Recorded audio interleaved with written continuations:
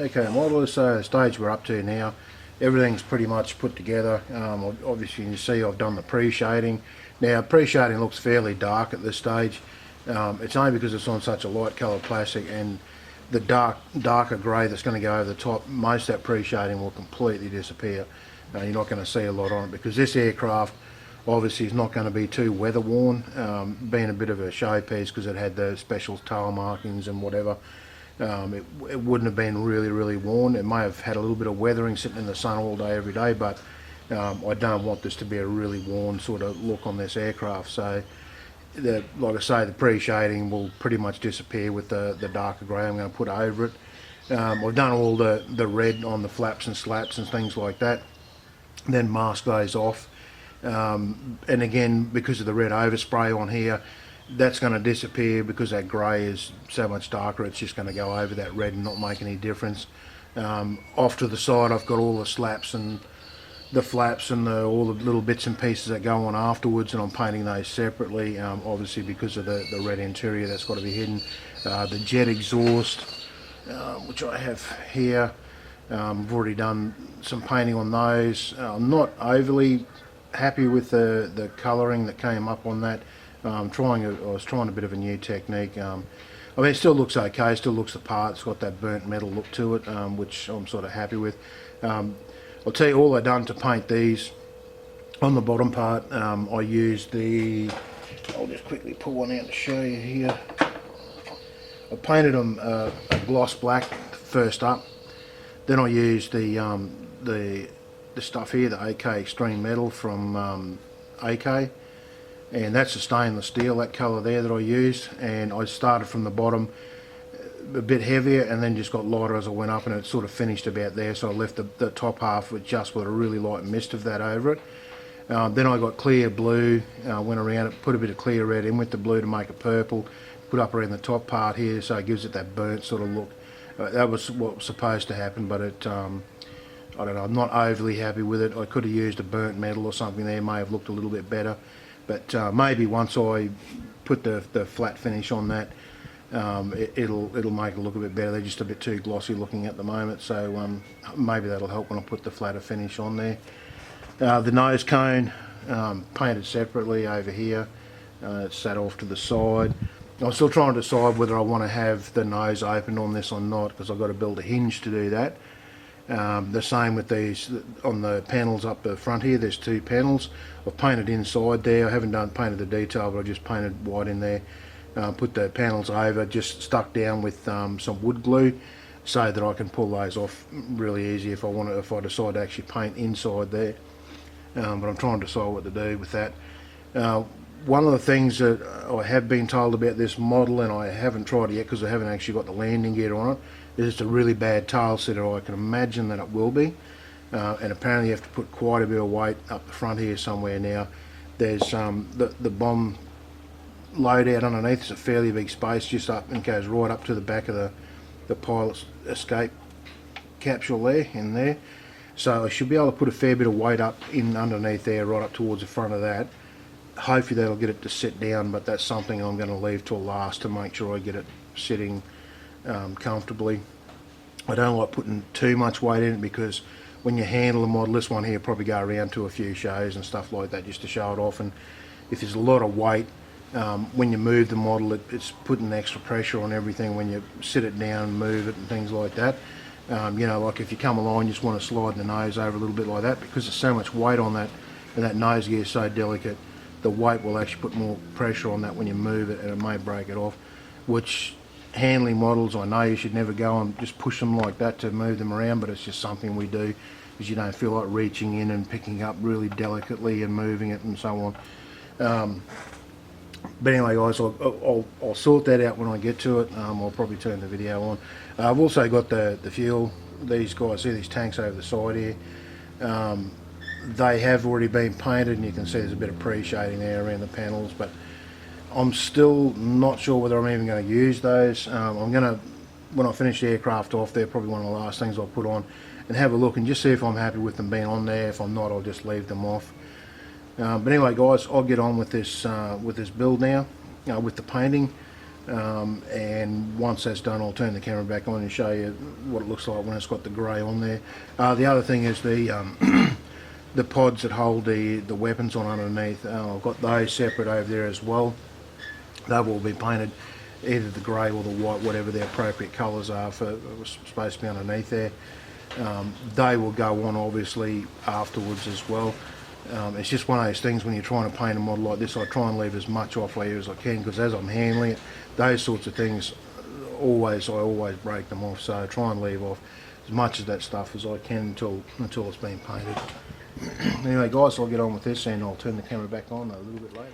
Okay modelers, so I've got the base coat on there now, that nice grey, dull grey looking colour that these things are painted in, and hopefully you can see on the video, hopefully this is focused enough so that you can pick this up, that that pre-shading that I've done has almost disappeared. You can just sort of vaguely see it on there, and that's what I was sort of after. I don't want this, like I say, to be a really weathered up aircraft. I wanted it to look to be used, but not, you know, not abused, not like really used where it couldn't be cleaned and stuff like that.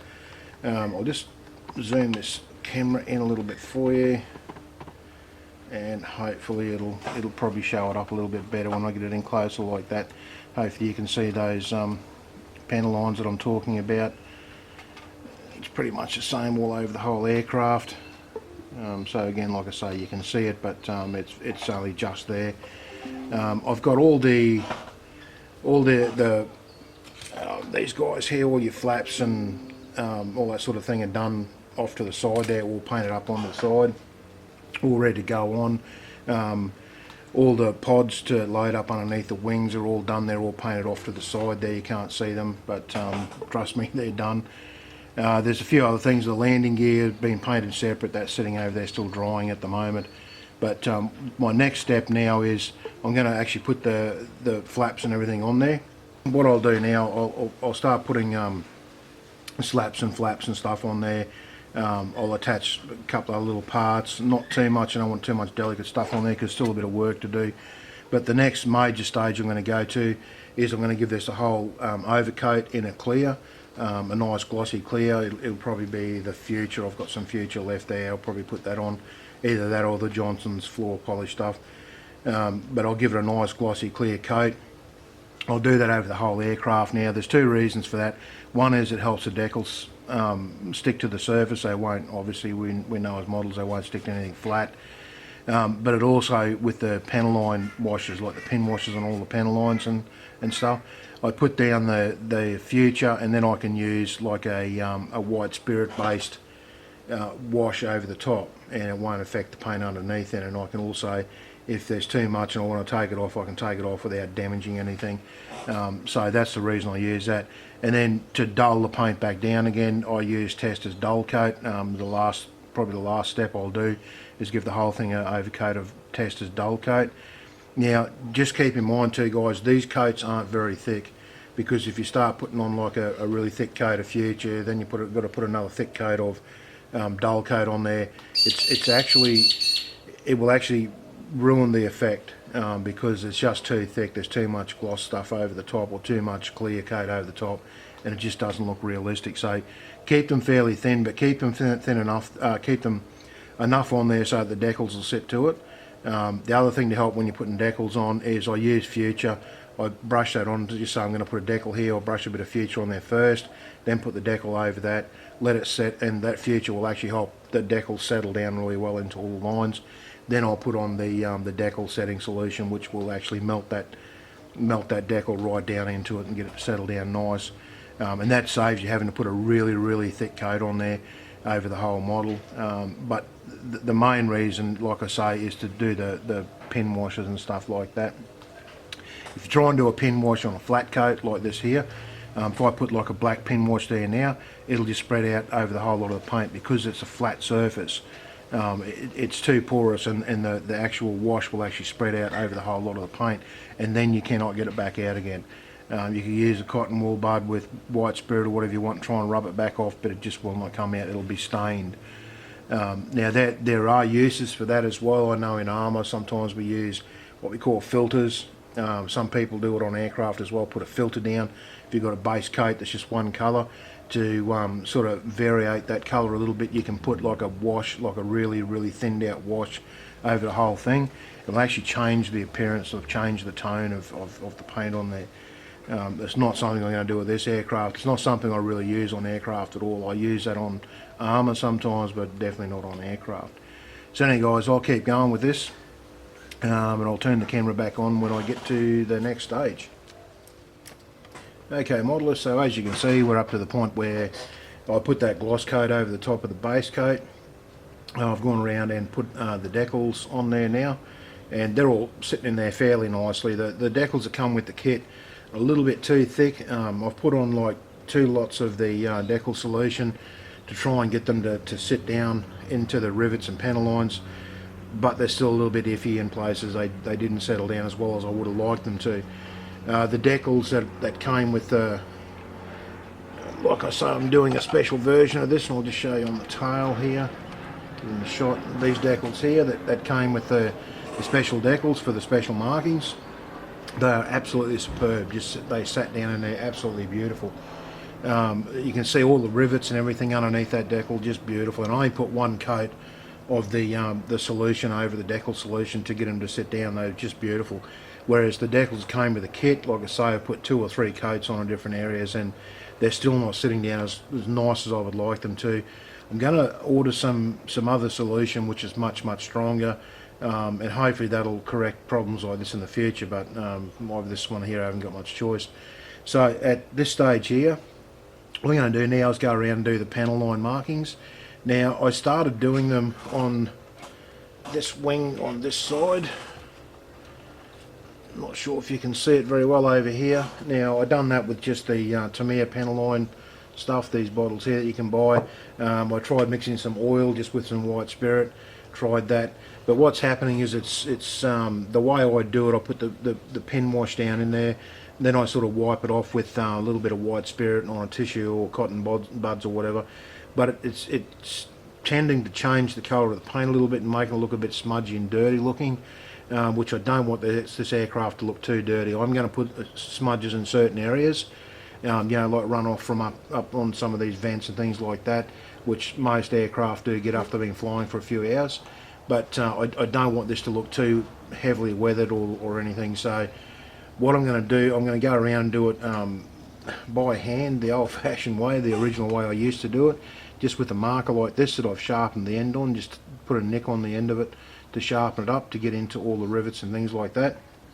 The reason I want to do it with that is because I can wipe that off and it leaves it really defined where it's been in all the rivets and all the panel lines, and it doesn't change the colour of the paint. I just sort of put like a little bit of water on my finger, just give it a lick basically, and just rub it over, and it'll take off all the excess without changing the colour of the paint at all.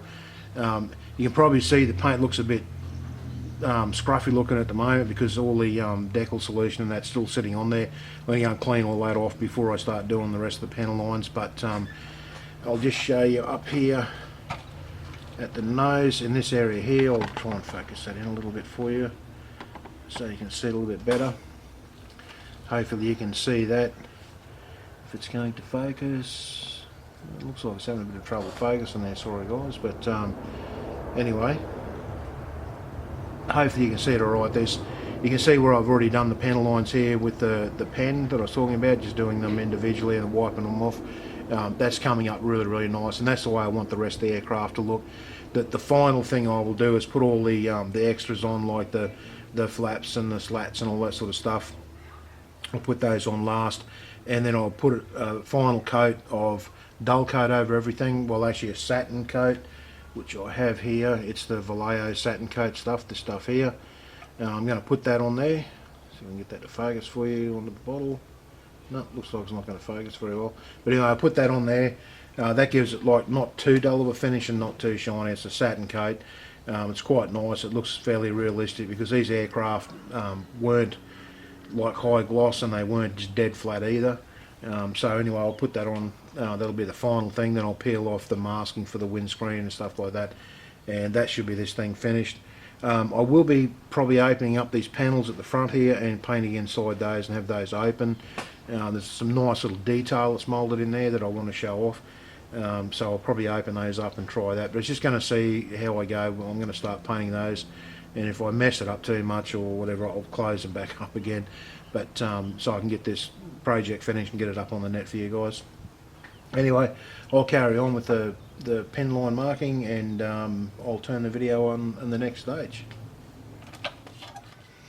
Okay, modelers, so I've finished up there now. That's the whole thing complete there at the moment. And I've got to say that this is a really nice kit, very, very nice kit. There's been, a few little fit issues, nothing major, just, just little normal things that general modelling you'll be able to get around them fairly easy. The decals I bought for the tail there, as you can see on the tail, beautiful decals. They settle down really, really well. And you can see all the rivets and all that sort of stuff through those decals. They settle down beautifully. I just put one coat of decal solution over them to get them to settle down. The decals that come with the kit are a little bit more robust. They're a bit thicker, and they took a few more coats to settle down. And I'm still not happy with some of the places. It just didn't settle down quite as nice as I probably would have liked. But once I put the satin overcoat over it and sort of covered it up a bit, they do look they don't look too bad, but they could have been a little bit better, a little bit finer. They're just a little bit too thick and wouldn't settle down very well. But the kit itself, like I say, very, very nice kit. There's probably a few mistakes on this aircraft. I mean, I just sort of put on things to make it look a bit more detailed. I didn't want it to look too bland, but I didn't want it to look overly weathered or anything either. One of the things I did get wrong, which I read on the net, someone was saying these are a bit of a tail sitter. This actually isn't a tail sitter. I've got no weight in the front at all, and it's just sitting beautifully where it is there at the moment. It's not a tail sitter at all. So I'm not sure why other people have said they've got a tail sitter, but maybe I've read the wrong forum and the wrong model or whatever. But this thing is not a tail sitter. It's sitting down beautiful without any weight in the nose at all. One of the things I did find is the landing gear is very fragile. Because there's only 2 points of contact to get it to sort of sit to glue it into, it's very, very fragile, and it's easy to glue it wrong and have it sort of lopsided, so you got one wing lower than the other, and I had to sort of do a little bit of re-gluing and so on to get it to sit down nice and flat. But other than that, yeah, it's a really, really nice kit, guys. So what I'll do now is I'll take some stills, and we'll run through the stills. You'll be able to see a little bit more detail in it and stuff like that. But yeah, it's very nice kit. I definitely recommend it if you're looking to do an F111. This is a beautiful kit to do it in. Just be aware this is a very big bird. Okay, this I'll put my hand in the video here. You can see that's a fairly big aircraft, and that's in 48 scale. So, but anyway, guys, I will get some stills done now. Put them up at the end of the video, and you'll be able to see a bit more detail. There's not much more I can tell you about the like finishing up of the aircraft. I just put the decals on, put down the satin coat over the top, just done the weathering, as in just put down the lines that I talked about in earlier part of the video. The smudges you can see over the wings was only done with the same pen here, the Sharpie pen. Just put it into like the recesses here, and just rubbed it back with a wet finger to give it that sort of bit of a dark streak over the wings. But okay, guys, I'll do the stills now, and hopefully you enjoyed this video, and I'll see you in the next build.